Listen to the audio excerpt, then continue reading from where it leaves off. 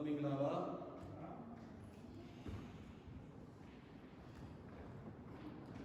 Ini jika mahu alo, dalam Malaysia ada jauh hari ni, Jesudo, cuba cima mare.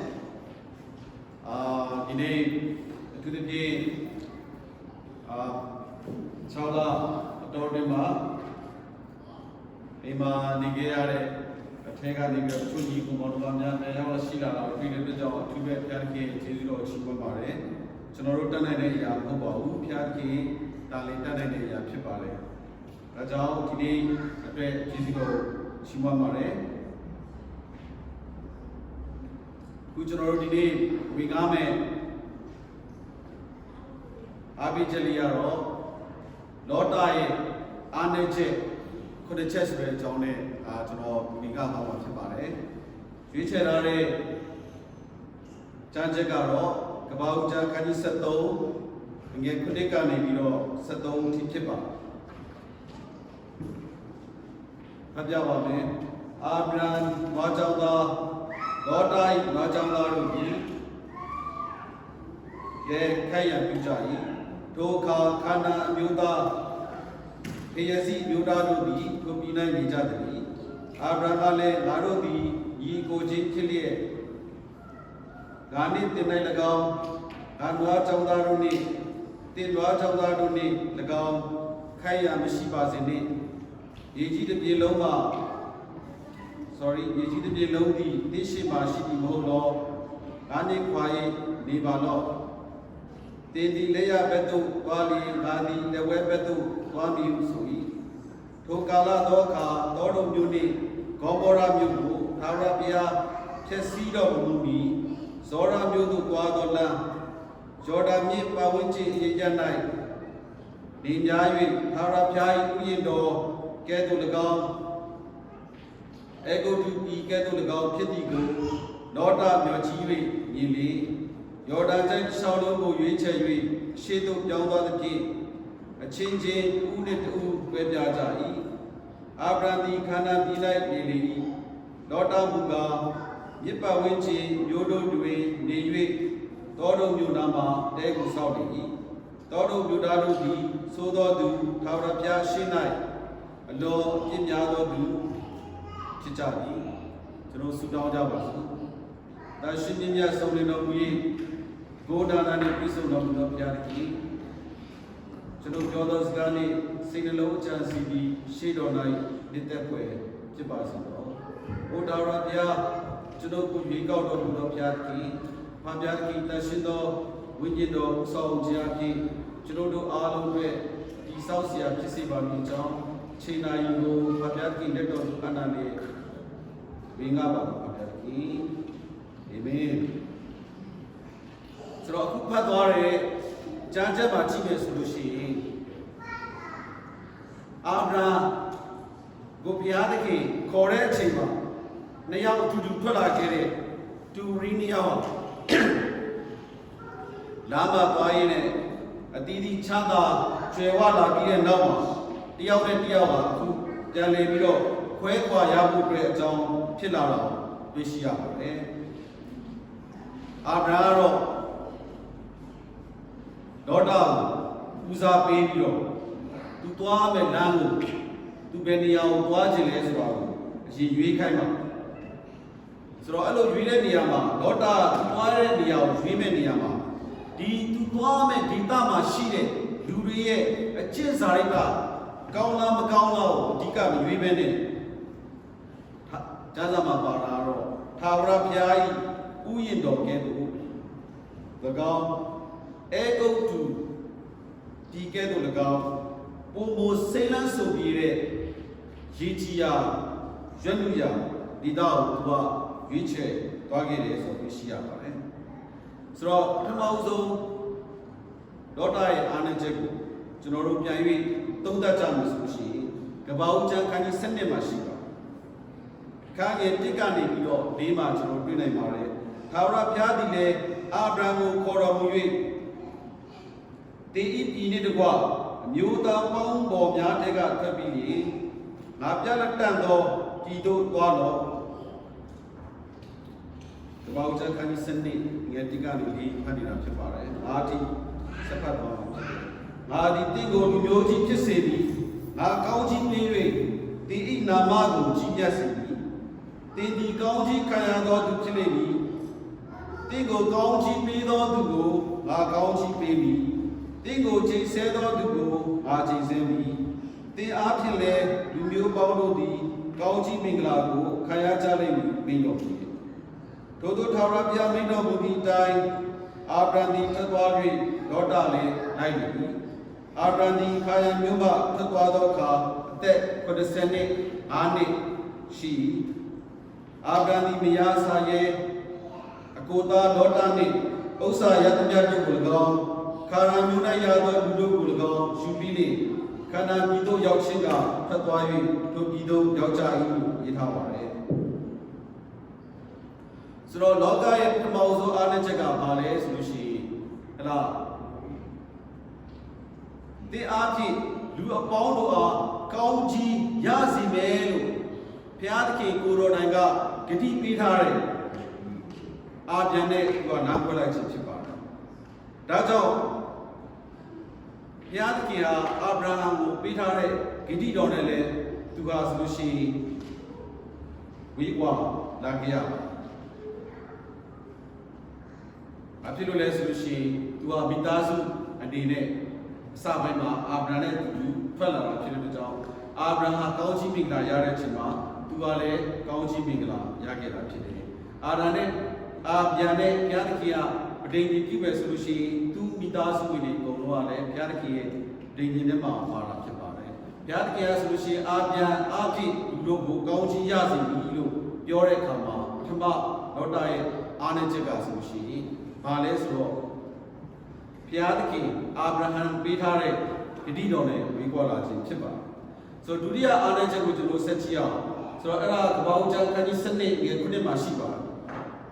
ထာဝရဘုရားသည်အာဗြဟံအားထင်ရှား၍ဤပြည်ကိုသင်ဤအမျိုးတွေအားငါပေးမိမိတော်မူ၏ထို့သောထင်ရှားတော်မူသောထာဝရဘုရားကိုထိုရပ်၌ရစ်ပလင်ကိုတည်လေ၏ထိုရပ်မှပြန်သွား၍ဘေသေလမြို့ရှိ၌ရှိသောတောင်သို့ပြောင်းသဖြင့်ဘေသေလမြို့ရှိအာဣမြို့နောက်ဘက်ဆက်ကြားမှတဲကိုဆောက်၍ထာဝရဘုရားကိုရစ်ပလင်ကိုတည်ဆောက်ပြီးလျှင်ထာဝရဘုရား၏နာမတော်ကိုပဌာနာပြု၏ဆိုတော့လောတာရဲ့ဒုတိယအားနည်းချက်ကဘာလဲဆိုလို့ရှိရင်အာဗြဟံနဲ့အတူတူထာဝရဘုရားဝိပုကိုးကွယ်ရခြင်းနဲ့ဝိကွာသွားတာဖြစ်ပါတယ်သူရဲ့ဇလန်းကိုကျွန်တော်တို့ဆက်လက်ဖတ်ကြည့်တဲ့အခါမှာအာဗြဟံကဲ့သို့ရစ်ပလင်ကိုတည်တာတို့ဘုရားသခင်ကိုဝိပုတာတို့ပေါ်ပြထားတာတွေမတွေ့ရပါဘူးဘုရားသခင်ကတော့သူ့ရဲ့အတူရှိပါဘူး။ဘာဖြစ်လို့လဲဆိုလို့ရှိရင်ကောင်းကင်တမန်နှစ်ပါးလာတဲ့အချိန်မှာသူကဥချဝိပုပြီးတော့ဒီသူ့ရဲ့အိမ်ထဲကိုဖိတ်ခေါ်ခဲ့တာဖြစ်တယ်။ဒါကြောင့်ဘုရားတော်သူ့မှာရှိပါတယ်။ဒါပေမဲ့သူ့ရဲ့ဒုတိယအားနည်းချက်ကဘာဖြစ်ခဲ့ရလဲဆိုလို့ရှိရင်ထာဝရဘုရားဝိပုကိုးကွယ်ရခြင်းအခွင့်ကနေပြီးတော့သူဟာဝိကွာဝါခဲ့ခြင်းဖြစ်ပါတယ်။ဆိုတော့နောက်တတိယအားနည်းချက်ကိုကျွန်တော်လေ့လာကြအောင်။ကဘာဦးကျမ်းခန်းကြီး73ရဲ့73မှာရှိပါတယ်။တောတို့မြို့သားတို့သည်သို့သောသူထာဝရဘုရားအရှင်း၌အလွန်အပြစ်များပြားသောသူများဖြစ်ကြတယ်လို့ဟောပြထားပါတယ်။ဆိုတော့လောတာဟာဒီဟာကို short တွက်ပြီးတော့မိမိရဲ့ဘဝချမ်းသာရေးဟလာမိမိရဲ့ဘဝတာယာရေးကိုဦးစားပေးခဲ့တာသူရဲ့တတိယအားနည်းချက်ဖြစ်လာခဲ့ပါတယ်။အဲ့ဒီဒေသမှာနေတဲ့သူတွေဟာဆိုလို့ရှိရင်သို့သောသူတွေထာဝရဘုရားရဲ့ရှိပါအပြစ်များပြားတဲ့သူတွေဆိုတော့ तू မသိသလားဆိုတော့ဘေးကြည့်မယ်ဆိုလို့ရှိရင် तू သိပါမယ်ဘယ်လိုတရားပြသိနိုင်လဲဆိုလို့ရှိရင် तू ဟာအာဗြဟံနဲ့ခွဲသွားပြီးတဲ့အချိန်မှာ तू ဟာတောတုံမြို့ထဲကို तू မဝင်ပါဘူးအဲ့ဒီမြေပတ်ဝန်းကျင်မှာ तू လက်ပတ်ပြီးတော့နေပါတယ်ပြီးတော့တောတုံမြို့နားမှာပဲ तू ဟာတဲဆောက်ပြီးတော့ तू နေခဲ့တာကိုသိရှိရပါတယ်ဒါကြောင့်ဒီအချက်တွေကိုကြည့်မယ်ဆိုလို့ရှိရင်ဒီလူတွေမကောင်းတဲ့လူတွေရှိတယ်ဆိုတော့လောတာသိတယ်ဒါကြောင့်သူက တတိကြီးစွာတော့ထပ်ပါဘက်ကထားခဲ့တယ်ဒါကြောင့်ပဲသူ့ရဲ့တဲကိုဝေးပါသွားပြီးတော့ဆောက်ခဲ့တယ်ဆိုတော့သိရှိရပါတယ်ဒါပေမဲ့အားနည်းချက်ကအားနည်းချက်ပါသူရဲ့အားနည်းချက်ကဘာအားနည်းချက်လဲဆိုလို့ရှိရင်အဲ့ဒီဒေသမှာရှိတဲ့သူတွေရဲ့အကျင့်စာရိုက်တာကိုမကြည့်ဘဲနဲ့သူတို့ရဲ့အကျင့်စာရိုက်တာတွေကို short တွက်ပြီးတော့မိမိဘဝတရားချမ်းသာရေးကိုဦးစားပေးခဲ့တာသူရဲ့တတိယအားနည်းချက်ဖြစ်ခဲ့တာကိုကျွန်တော်တွေ့ရှိရပါတယ်ဆိုတော့သုံးခုရှိသွားပါပြီသူရဲ့အားနည်းချက်တွေကအထက်မှာစတုဒ္ဓအားနည်းချက်တစ်ခုကိုကျွန်တော်တို့လေ့လာသိရှိနိုင်ပါတယ်ဒါကတော့အခန်းကြီး14ငွေ7မှာကြည့်လိုက်တဲ့အခါမှာဒီကပ္ပဦးကျမ်းခန်းကြီး14ငွေ7မှာကြည့်တဲ့အခါမှာဆိုရင်ဒီတက္ကမင်းကြီး5ပါးနဲ့ဟလာတခြားလာတဲ့ရှင်ဘီ၄ပါးတော့ဆိုရှင်စစ်ဖြစ်ကြတာကိုကျွန်တော်သိရှိရပါတယ်သူတို့စစ်ဖြစ်ကြတဲ့အခါမှာဒီတောတို့ဂေါမောရမြို့အုပ်ချုပ်တဲ့ရှင်ဘီနေကစစ်ရှုံးတဲ့အတွက်ကြောင့်ဒီလောတာနဲ့သူ့ရဲ့မိသားစုကဆိုလို့ရှိရင်ကြားညက်ပါသွားခဲ့ပါလောတာနဲ့သူ့ရဲ့ပစ္စည်းဥစ္စာတွေအကုန်လုံးလည်းတိမ်သွားခြင်းကိုခံခဲ့ရတာသိရှိရပါတယ်ဘုရားသခင်ရဲ့ကျေးဇူးတော်ကြောင့်ဦးလေးဖြစ်သူအာဗြဟံကလိုက်လံကယ်ဆယ်ခဲ့တဲ့အတွက်ကြောင့်သာလေအခန်းငယ်16ကိုရောက်လာတဲ့အခါမှာလောတာသူ့ရဲ့ဥစ္စာသူ့ရဲ့မိန်းမနဲ့တကွသူ့ရဲ့လူများကိုပြန်လည်ရရှိခဲ့ပါတယ်။ဒါပေမဲ့လောတာရဲ့အားနည်းချက်ကဘာဖြစ်လဲဆိုလို့ရှိရင်14နှစ်တိုင်တိုင်အောင်ဒီရှင်ဘီနေကြားမှာတင်းမာနေတဲ့နိုင်ငံရေးအခြေအနေကိုသူကမတုံ့တက်နိုင်ခဲ့တာပဲဖြစ်ပါတယ်။သူကနေချင်တဲ့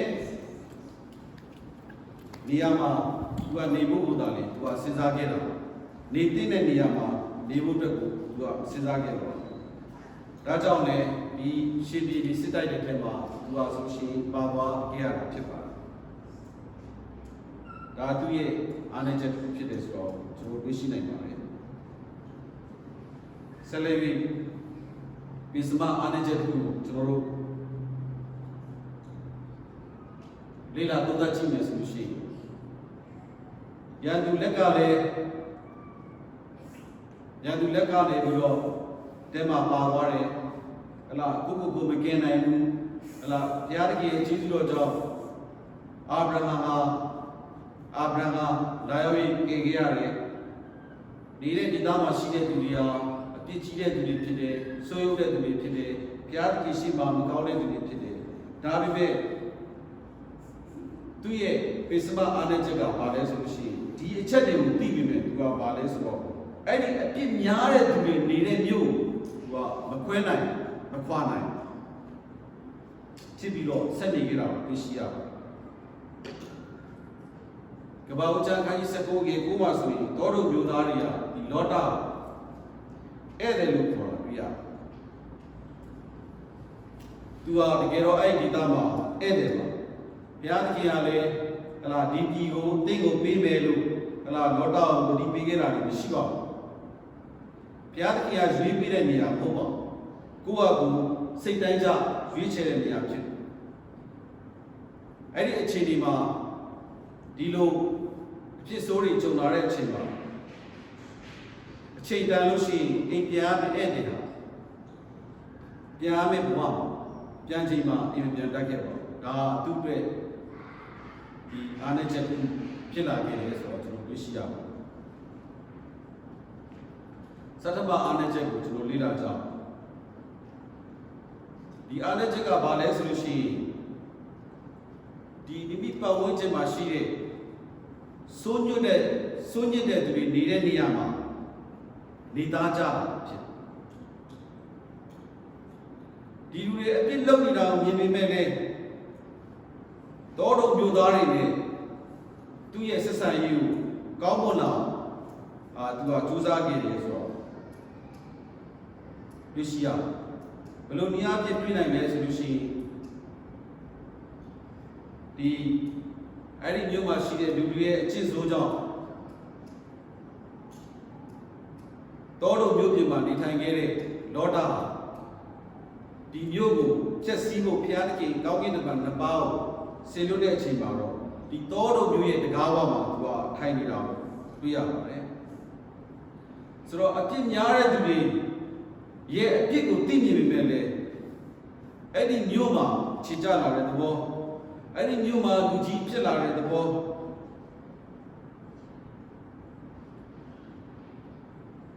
ဆိုတော့ပြရ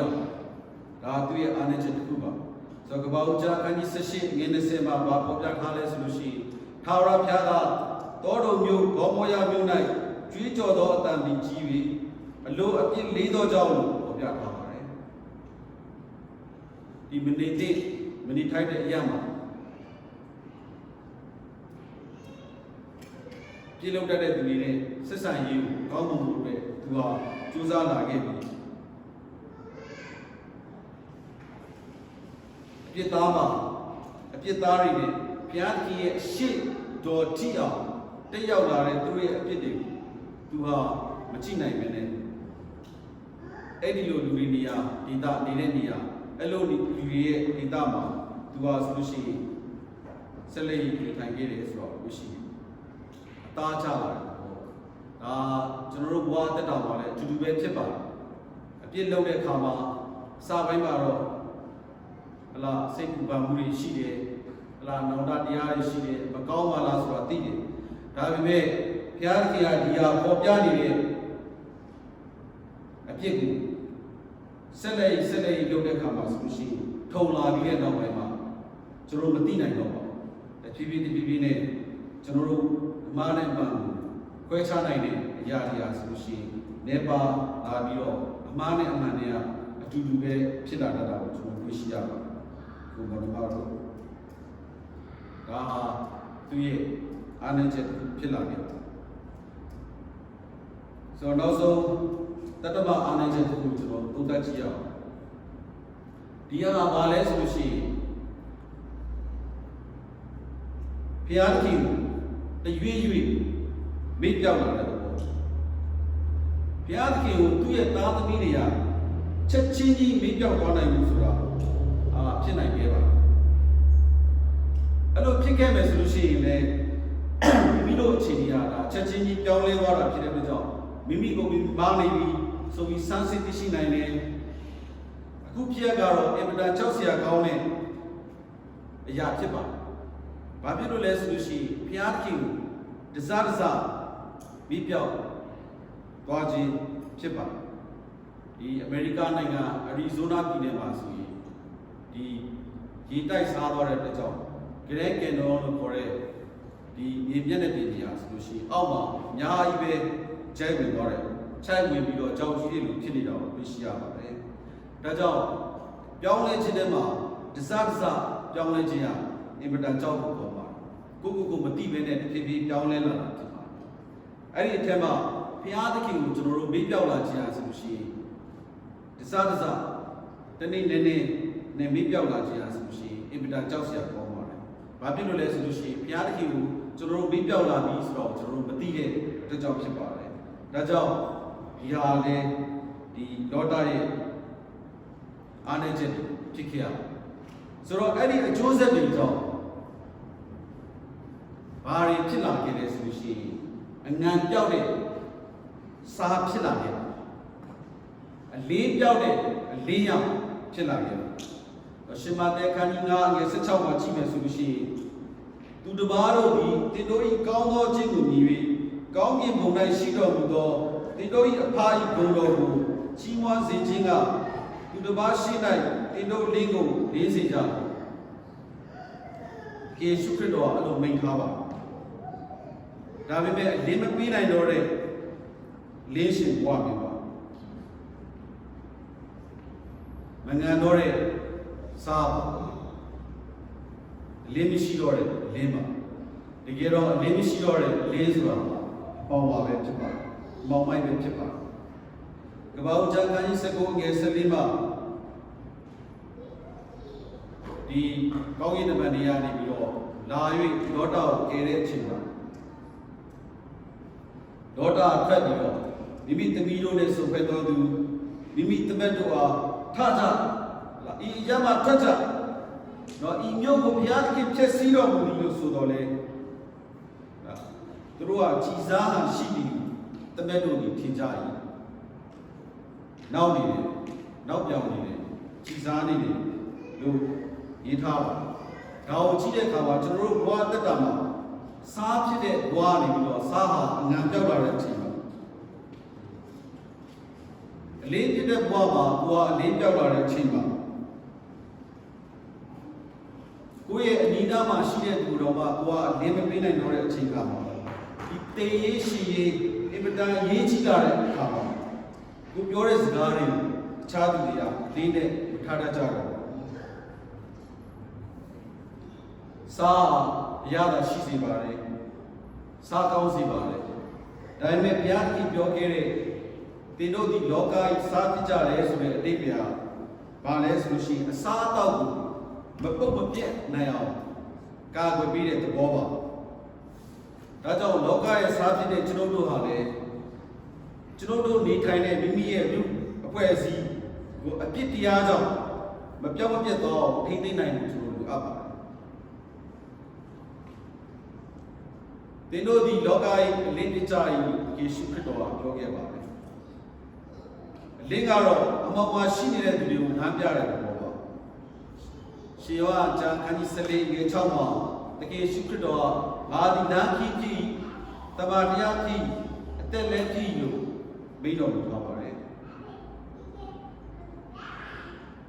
लोकाय लेंजिने चलो दुआ बीमा शीने लेंगली ने अम्मा उन्हें मा याव ने दुलियो तके ये शुक्र दो सी नाम याव बोबे नाम प्या जा चुनौती माशी ने लेनेऊ लिबिजा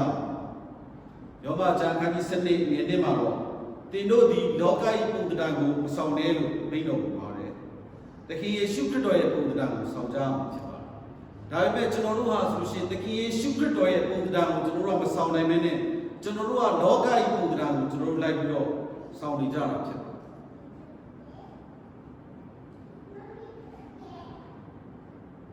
जनिंग रीड बा दिया और पिलीमा संगामने मिनट से नाई हुए दिया हो यो दुबी आलो प्योंगले तो दूसरा मच्छर नहीं तलाव अच्छी निशी बा ऐनी लोगे दिया नारे दुबिया ने डब्बा दिया हो जे संगामने मिनट से नाई में को नाट हो मिलो बिमीरो बुआ अतकामा प्यार की के शुक्र दोय पुंगो साउने मुसुरा मलवे बा दाजाओ जी को मोनबारो दी लोटा ये अचाउली विंगा रे खामा तू ये आने चदी कानी बिलो ई को मोनबारी हा खना प्योगे रे अचकली ने सिंजिमु लो बारे क्या ले सेजा सिंचमा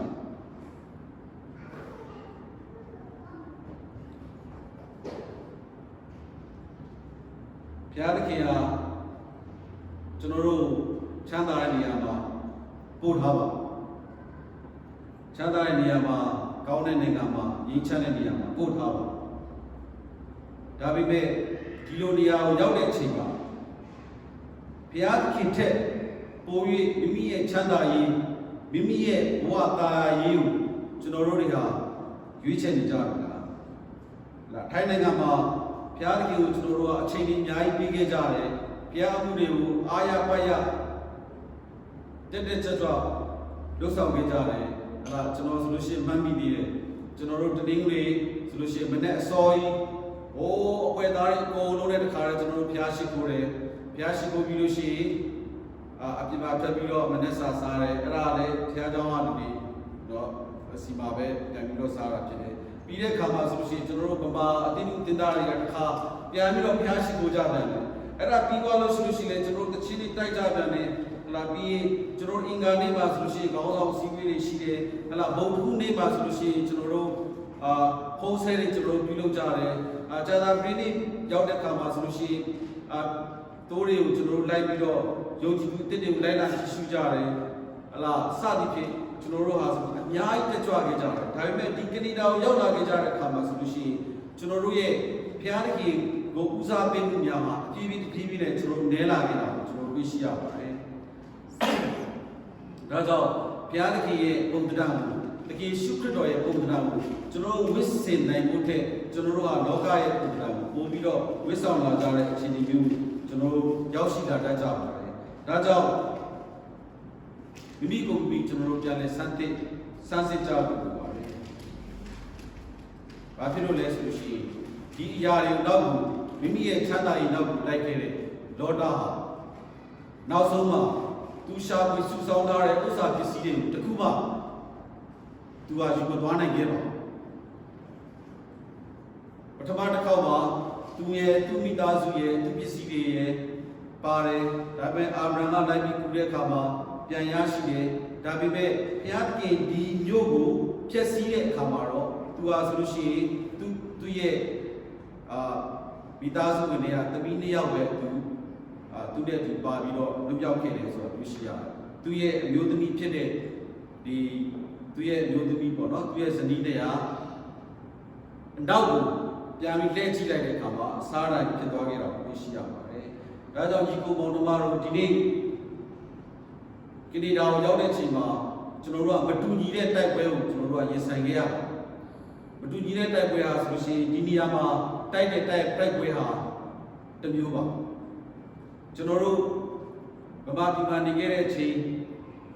refugee camp မှာနေခဲ့တဲ့အချိန်ထိုင်းလည်းမှာနေခဲ့တဲ့အချိန်ကတိုက်ခဲ့ရတဲ့တိုက်ပွဲဟာတစ်မျိုးပါအဲ့ဒီအချိန်တော့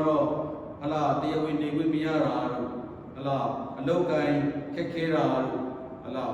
စာဒီနိုင်ငံရေးနဲ့လူရေးစီးပွားရေးအခြေအနေတွေကိုကြားမှာကျွန်တော်တို့ရောက်ခဲ့ရတယ်။ဒါပေမဲ့ကနေဒါကိုရောက်တဲ့အခါမှာကျတော့ကျွန်တော်တို့ကဘာလဲဆိုလို့ရှိရင်မျက်စိမမြင်နားမကြားတဲ့ဝိညာဉ်ဆိုတဲ့တိုက်နေရတဲ့အဖြစ်မျိုးပါ။ဒီကိုပြောတော့လည်းမကြားဟလားကိုယ်ကိုလည်းမမြင်နိုင်တဲ့ဒီမျက်စိမမြင်နားမကြားတဲ့ဒီနတ်ဆိုးနဲ့ကျွန်တော်တို့တိုက်နေကြတဲ့ပုံစံဖြစ်ပါတယ်ကျွန်တော်တို့ဟာဒါကြောင့်မိမိကိုမိမိကျွန်တော်တို့ပြန်လဲစမ်းစစ်ကြဖို့လိုပါတယ်ကျွန်တော်ရွေးချယ်ထားတဲ့မိမိကိုမိချမ်းသာရမယ့်လမ်းကြောင်းဟာဆိုရှင်ကျွန်တော်တို့ရဲ့အသက်ကြီးတစ်နေ့မှာကင်နိုင်လားဆိုတဲ့ချက်ပဲဖြစ်ပါတယ်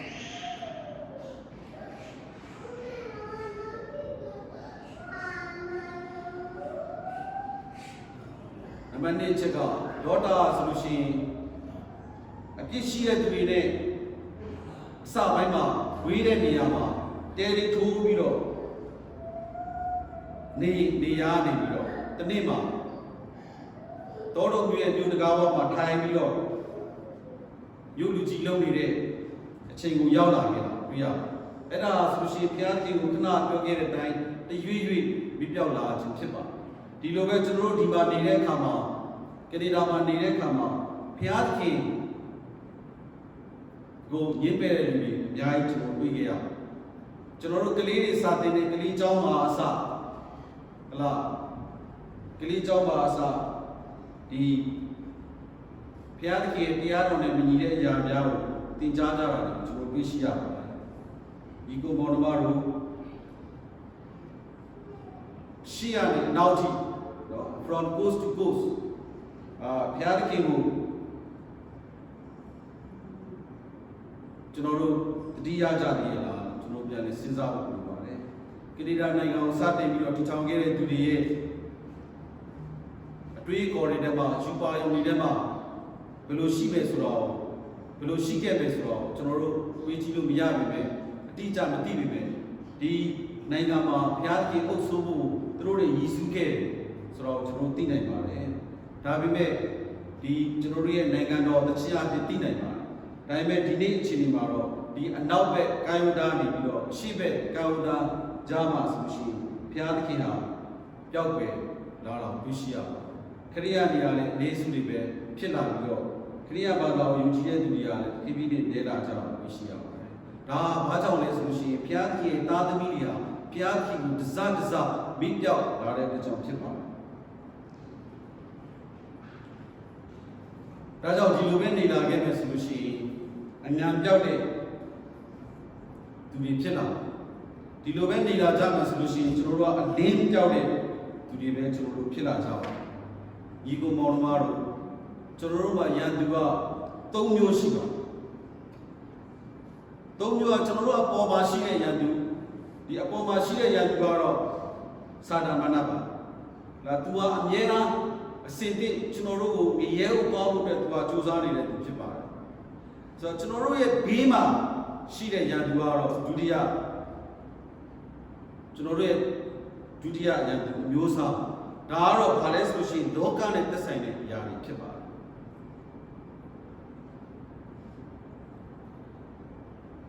ကျွန်တော်လောတာရဲ့အကြောင်းကိုကျွန်တော်ဖတ်ကြတဲ့အခါမှာဒီကောင်းကင်တမန်2ယောက်ကိုလောတာသူ့ရဲ့အိမ်ထဲမှာခေါ်ထားတဲ့အခါမှာမျိုးသူမျိုးသားတွေကလာပြီးတော့ဒီကောင်းကင်တမန်2ယောက်မတရားလို့မကောင်းတာပြုလို့အတွက်ကိုမတရားသောအလုပ်ကိုပြုလုပ်ဖို့အတွက်ကိုသူကတောင်းဆိုခဲ့ကြတာတွေ့ရှိရပါတယ်သူတို့တောင်းဆိုခဲ့တဲ့အခါမှာကောင်းကင်တမန်ကသူတို့ဆုံးမခဲ့ပါဒါပေမဲ့ဒီနေ့ကျွန်တော်တို့ကနေဒါနိုင်ငံမှာဒီလေတူချင်းဆက်ဆံတဲ့မှုတွေဟလားအိမ်တော်မပြုခင်မှာအတူတူနေတဲ့အတူတူယောက်ျားလေးမိန်းကလေးအတူတူနေကြတာလေလင်မယားတွေကွဲကြတာလေစသည်ဖြင့်ဒီအရာတွေဟာတရားဝင်ဖြစ်နေတာဒါကြောင့်ကျွန်တော်တို့နေတဲ့နေရာမှာဘယ်လိုနေရာလဲဆိုတော့ကျွန်တော်သိဖို့လိုပါတယ်အဲ့ဒီခေတ်ကသူတွေဟာတောတို့လူသားတွေဟာဒီလောတာအိမ်မှာတဲတဲ့ကောင်းကင်နံပါတ်2ပါးကိုတောင်းဆိုခဲ့တဲ့အဖြစ်အပျက်တွေအခွင့်အရေးတွေဟာဒီကနေဒါလိုနိုင်ငံမျိုးမှာတရားဝင်ရနေတာပါဒါကြောင့်ကျွန်တော်တို့နေတဲ့ဒေတာဘယ်လိုဒေတာလဲဆိုတော့ကျွန်တော်နားလည်ထားဖို့လိုပါတယ်ကျွန်တော်နေတဲ့ဒေတာမှာရှိတဲ့သူတွေရဲ့အကျင့်စာရိတ္တတွေကဘယ်လိုရှိရဲဆိုတော့လည်းကျွန်တော်တို့သိထားဖို့လိုပါတယ်ဒါကြောင့်ကျွန်တော်တို့ပထမယန္တုကကျွန်တော်တို့အပေါ်မှာရှိပါတယ်ကျွန်တော်တို့အပေါ်မှာရှိတာဆိုတာကဘာဖြစ်တယ်ဒုတိယယန္တုကဆိုလို့ရှိရင်ကျွန်တော်တို့ဘေးမှာရှိတယ်ကျွန်တော်တို့ဘေးမှာရှိတယ်ဆိုတော့လောကနဲ့သက်ဆိုင်တဲ့အရာတွေဖြစ်တယ်နောက်တစ်ခုကတော့ဘာယန္တုလဲဆိုလို့ရှိရင်ကျွန်တော်တို့ရဲ့အထဲမှာရှိတဲ့ယန္တုဖြစ်တယ်ကျွန်တော်တို့အထဲမှာရှိတဲ့ယန္တုတွေကဘာလဲဆိုကျွန်တော်တို့ရဲ့ဇာတိပဂတိတွေပါကျွန်တော်တို့ကောင်းတဲ့ခြင်းကိုကျွန်တော်တို့ကျင့်ချင်တယ်ကျွန်တော်တို့မကျင့်နိုင်ဘူးကျွန်တော်တို့ကမကောင်းတဲ့ခြင်းကိုပဲကျွန်တော်တို့ပြန်လဲပြီးကျွန်တော်တို့ကျင့်တယ်တကယ်ရှိဖြစ်တော့ဘာပြောလဲဆိုရှင်အထဲကိုလူရဲ့အထဲကိုဝင်တဲ့အရာတွေကလူကိုမတန်ရှင်းစေတာမဟုတ်ဘူးလူရဲ့အထဲကထွက်လာတဲ့အရာတွေကဒါလေလူကိုညှဉ်းညူးစေတယ်လို့ကျွန်တော်တို့ပေါ်ပြထားပါတယ်ဒါကြောင့်တတိယယန္တုကဘာလဲဆိုရှင်ကျွန်တော်တို့အထဲမှာရှိတဲ့ယန္တုဖြစ်ပါတယ်ဒါကြောင့်ဒီဇာတိပဂတိအကျင့်တွေမကျင့်ပဲနဲ့ကျွန်တော်တို့ကဘာလဲဆိုရှင်ဝိညာဉ်ပဂတိအကျင့်များတိုင်းကျွန်တော်တို့ကျင့်ဖို့လိုပါတယ်။ဒီပြချန်ခန်းကြီး20ငယ်1မှာဘာရေးထားလဲဆိုရှင်ထို့ကြောင့်ငါတို့သည်ကြားရသောဒေသနာတော်ကိုမမိတ်မလျော့မိအကြောင်းစိတ်နှလုံးထဲ၌တာ၍မှတ်မိဆွဲလန်းခြင်းရှိရမည်လို့သင်ကြားထားပါတယ်။ကျွန်တော်ဒီနေ့ခေါ်လိုက်တဲ့အရာတွေဒီနေ့ပြောလိုက်တဲ့အရာတွေဒီနေ့တမန်ကျမ်းစာတွေထောက်ပြလိုက်တဲ့အရာတွေကိုကျွန်တော်တို့ညီကိုမောင်နှမတို့မမေ့သွားစေချင်ပါဘူးကျမ်းစာမှာပါတာပန်ကိုကြည့်တယ်မှန်ကိုကြည့်တဲ့အခါမှာကိုယ့်ရဲ့ရုပ်ကိုတွေ့တယ်ပြီးရင်ပါလေအဲ့ဒီမှန်နေပြီးတော့ထွက်သွားတဲ့အခါမှာဆိုရှင်ကိုယ့်ရဲ့ရုပ်ဘယ်လိုရှိရဲဆိုတော့ကိုမေ့သွားတယ်ဒီလိုပဲတမန်ကျမ်းစာကိုဖတ်တဲ့အခါမှာလည်းမှန်လို့ပဲဖြစ်ကိုယ့်ရဲ့အမှားတွေဘယ်မှာရှိသလဲကိုမကောင်းတာတွေဘယ်မှာရှိလဲဆိုတော့သိလာနိုင်တယ်ဒီလိုပဲတရားဟောတာတွေနားထောင်တဲ့အခါမှာလည်းဒီလိုပဲဖြစ်တယ်ကျွန်တော်တို့ဘယ်နေရာမှာရှိနေလဲကျွန်တော်တို့ရဲ့အမှားတွေကဘာလဲဆိုတော့ကျွန်တော်တို့မှန်လို့ပဲကျွန်တော်တို့မြင်ကြရတာဖြစ်ပါတယ်ဒါပေမဲ့ဒီအောင်ကျွန်တော်တို့ဘုရားကျောင်းတွေထွက်သွားတဲ့အခါမှာမပြောက်သွားမယ်ဆိုလို့ရှိရင်ဘာမှထိရောက်မှုမရှိပါဘူးဒါကြောင့်ခေပြေဩဝါဒစာမှာကျွန်တော်တို့အားပေးထားတာဖြစ်ပါတယ်ဘလို့အားပေးထားတဲ့သူရှိခဏဖတ်ပြတဲ့အတိုင်းငါတို့ဒီကြားရသောဒေသနာတော်ကိုမမေ့မလျော့မိကြောင်းစိတ်နှလုံးထဲ၌တာ၍မှတ်မိဆွဲလန်းခြင်းရှိရမည်လို့ပြောထားပါတယ် ဒါကြောင့်ကျွန်တော်တို့အချက်တိုင်းတတိယဆိုချင်ပါတယ်ယုံကြည်သူတွေကဘာနဲ့တူလဲဆိုလို့ရှိရင်လေနဲ့တူတယ်လို့ကျွန်တော်အရင်ကဥပမာပေးမှုပါတယ်ကျွန်တော်တို့အပြစ်အတွက်အသေးခံခဲ့တဲ့သခင်ယေရှုခရစ်တော်ကြောင့်အပြစ်တရားမှာကျွန်တော်တို့ကမနှိမ့်မြုပ်သွားပဲနဲ့ရေပေါ်မှာပေါ်နေတဲ့လေပေါ်မှာရှိတဲ့သူတွေပါဒါပေမဲ့တက်ကိုမကန်ဘူးမတော်ခတ်ဘူးဆိုရင်ရေစီးကြောင်းထဲမှာပျောက်ကွယ်သွားနိုင်ပါတယ်ကားဇန်နဲ့တဖြည်းဖြည်းဝေးပြီးတော့ဘယ်တော့မှပြန်မလာနိုင်တဲ့အခြေအနေမျိုးလေကျွန်တော်ရောက်နေပါတယ်ဒါကြောင့်ဒီကုမောင်တို့တို့ဒီနေ့လောတာရဲ့အားနည်းချက်ကိုဆင်ခြင်ပြီးတော့ကျွန်တော်ရဲ့အသက်တာမှာတတိထားကြဖို့ပဲဟောပေးခြင်းပါတယ်ဘုရားသခင်စီကိုပြန်လာဖို့အချိန်မဆွဲတော့ပဲနဲ့အခုချက်ချင်းပြန်လာဖို့ကျွန်တော်ဟောပေးလိုပါတယ်ဘုရားသခင်ကိုတဖြည်းဖြည်းမင်းပြောက်နေတာတွေကိုရက်တန်းကရကြအောင်ကျွန်တော်ဟောပေးလိုပါတယ်ကျွန်တော်တို့မှာကိုယ်စီကိုယ်ကရှိတဲ့အလင်းကလေးတွေနဲ့တခင်ယေရှုခရစ်တော်နောက်ကိုလိုက်ပြီးတော့တခင်ယေရှုခရစ်တော်ရဲ့အလင်းကိုထွန်းလင်းနိုင်မှုလဲကျွန်တော်ဟောပေးလိုပါတယ်အာမင်အားလုံးကိုဘုရားသခင်ကောင်းချီးပေးပါစေ